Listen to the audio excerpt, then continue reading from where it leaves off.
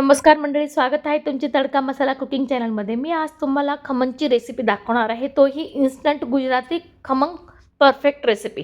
चला तर मग सुरुवात करूया. मी एक वाटी बेसन घेतलं आहे. बेसन अगदी फाईन ग्राइंड केलेलं असावं, जाड नको.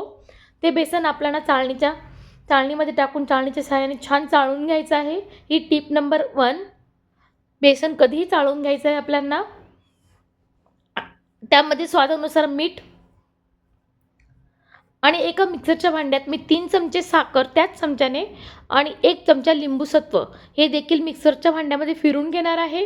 कारण की लिंबूसत्व जाड आहे ते माझ्याकडे. तुमच्याकडे पावडर असल्यास तुम्ही पावडर देखील वापरू शकतात. हे मिक्सरच्या भांड्यातून काढल्यानंतर आपल्याला ते देखील पिठात टाकायचं आहे. इथे साखरेचं प्रमाण तुम्ही कमी जास्त करू शकता तुमच्या आवडीनुसार, पण 3 चमचे परफेक्ट होते. चना डाळ आणि तांदळापासून बनवतात त्याला खमंग ढोकळा असे बोलतात आणि याला बेसनापासून बनवलेला खमंग बोलतात. परफेक्ट रेसिपी आहे, नक्की ट्राय करा. आता त्यामध्ये मी पाव चमचा हळद वापरणार आहे. हळदीचं प्रमाण अगदी कमी ठेवायचं आहे आपल्याला, कारण की हळद टाकल्याने खाण्याचा सोडा आणि सायट्रिक ॲसिड यांचे रिॲक्शन होऊन खमंग आपला लाल पडतो, म्हणून हळद कमीच वापरायची आहे. आणि ज्या वाटीने आपण बेसन घेतलं त्याच वाटीमध्ये पाणी घेऊन साधारण 1 वाटीवर पाणी हे पीठ मळण्यासाठी लागतं. असं पातळ स्वरूपात आपल्याला बेसन मळायचं आहे बघा. तोपर्यंत मी ते झाकून ठेवल्यानंतर मी कढईत थोडे पाणी उकळायला ठेवते गॅसवरती आणि त्यामध्ये एक रिंग देखील ठेवली आहे बघा. दुसरीकडे आपण ताटाला ग्रीस देखील करून घेऊया. ही झटपट क्रिया करायची आहे आपल्याला, कारण की सोडा टाकल्यानंतर आपल्याला लवकर करायला लागतो खमंग, तरच फुलतो. ताटाला ग्रीस करायचं तेलाने आणि बेसनाच्या घोळमध्ये आपल्याला 2 चमचे तेल देखील वापरायचं आहे. ही टिप नंबर 2. तेल वापरल्याने आपला खमंग छान होतो, कोरडा होत नाही, खायला पण टेस्टी लागतो, म्हणून तेल जरूर वापरायचं आहे. आणि त्याच पोहे खाण्याच्या चमच्याने आपल्याला 1 चमचा सोडा देखील वापरायचा आहे या स्टेजला. सोडा टाकल्यानंतर आपल्याला हाताच्या तळव्याच्या साहाय्याने छान एका डायरेक्शनमध्ये फिरवायचं आहे. ही टिप नंबर 3. एकच डायरेक्शन ठेवायची आहे हे पीठ मळताना आणि शक्यतो हातानेच करायचं आहे आपल्याला ही क्रिया. अगदी झटपट करायची आहे, खूप लवकर फुलतो या प्रकारे. लगेचच ते बॅटर आपल्याला ग्रीस केलेल्या ताटामध्ये छान टाकून द्यायचं आहे बघा या प्रकारे. ही खमंग रेसिपी अगदी परफेक्ट आहे. तुम्ही सेम प्रकारे करून बघा, तुमचा खमंग कधीही फेल होणार नाही. साधारण 3 लोकांसाठी हे खमंग बनवलं आहे मी. साधारण वजनाने 150 ग्रॅम हे पीठ आहे. 150 ते 200 ग्रॅम. पावशेर पीठमधून अगदी थोडं पीठ काढलं होतं मी साईडला. तोपर्यंत पाण्याला छान उकळी आली आहे आपली. आता आपण त्यावर झाकण ठेवूया आणि 15 ते 20 मिनटं आपल्याला हे झाकण काढायचं नाही. ही टिप नंबर 4 आपली, कारण की आपण मध्ये मध्ये झाकण खोलून बघितल्याने खमंग खाली बसतो. 15 ते 20 मिनटानंतरच चेक करायचं आहे आपल्याला. इथे गॅसची फ्लेम मीडियम ठेवायची आहे. मी चेक करते 15 मिनटानंतर बघा.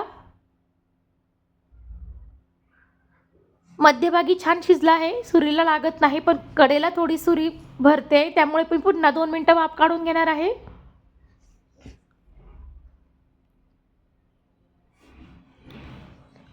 पुन्हा खोलून बघायचं आहे आपल्याला आणि सुरी टाकून चेक करायचं आहे. कुठेही चिटकत नाही, म्हणजे आपला खमंग तयार झाला आहे. साधारण 18 मिनटामध्ये माझा खमंग छान रेडी झाला होता. आता आपण काढून घेऊया. आता हा खमंग आपल्याला गार होऊ द्यायचा आहे, त्यानंतरच तुम्हाला मी दाखवणार आहे. तोपर्यंत खमंग गार झाला तोपर्यंत मी तडक्याची तयारी करून घेते. मी कढईमध्ये 2 चमचे तेल घेतलं आहे. तेलामध्ये मोहरी आणि जिऱ्याचा 1-1 चमचा टाकला. ते जिरे परतल्यानंतर आपण त्यामध्ये हिरवी मिरची, कढीपत्त्याची पाने आणि हिंग जरूर वापरायचं आहे आपल्याला. हिंगाने छान स्वाद येतो. आणि 1 ते 1.5 चमचा मी पांढरी तिळी देखील वापरणार आहे फोडणीमध्ये. इथे काही लोक साखर टाकून गोडाचा पाण्याचा फोडणी करतात, पण मी प्लेन करणार आहे. अशी छान लागते या खमंगमध्ये. आता सुरीच्या सहाय्याने आपल्याला खमंगचे छान ताटाच्या कडा सोडून घ्यायच्या आहेत खमंगच्या. अगदी सहज सुटल्या जातात बघा. खूप स्पॉन्जी झाला आहे आपला खमंग. आता मी तुम्हाला दुसऱ्या ताटात ट्रान्सफर करून दाखवते. बघा, कुठेही चिटकला नाही, तुटला नाही. जाळी देखील खूप छान पडली आहे आपल्या खमंगला. आता यावर आपण गार झाल्यावर याचे तुकडे कट करूया. आवडतील त्या शेपमध्ये आपण हे पीस करून घ्यायचे आहेत. सुरीलाच किती छान फील होते बघा, किती नरम झाला आहे, किती स्पॉन्जी झाला आहे आपला खमंग, हे फील करून शकता तुम्ही. अगदी इन्स्टंट रेसिपी आहे. 20 मिनिटामध्ये आपला छान टेस्टी नाश्ता तयार होतो. कुठलेही बाहेरचं सामान वापरलं नाही. अगदी घरातल्या साहित्यापासून तुम्हाला मी खमंगची ही रेसिपी दाखवली आहे. माझी रेसिपीज आवडल्यास मला लाईक, शेअर, सबस्क्राईब करायला मात्र विसरू नका. मी यूट्यूबवर नवीन असल्याने मला तुमच्या सपोर्टची गरज आहे. लवकरच आपल्याला 1000 सबस्क्रायबर पूर्ण करायचे आहेत. Please subscribe my channel. आता तयार केलेली फोडणी आपण या खमंगवर छान पसरून घेऊया. त्यावर मी खोबऱ्याचा कीस देखील वापरणार आहे. थोडी कोथिंबीर टाकूया.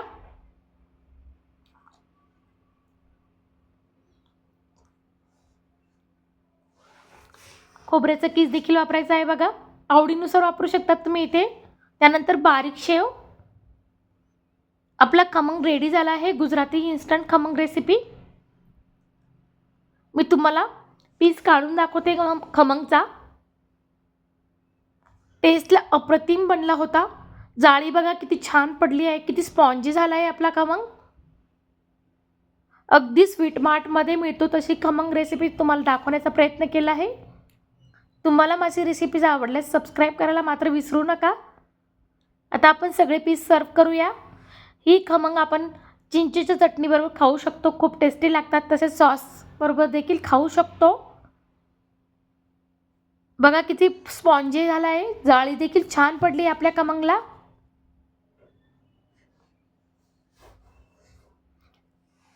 मी हाताने देखील दाबून दाखवते तुम्हाला.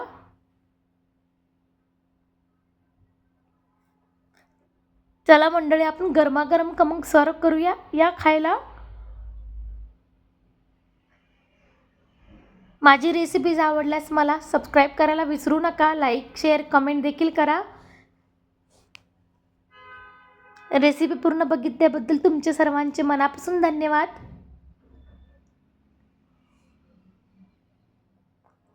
Thanks for watching.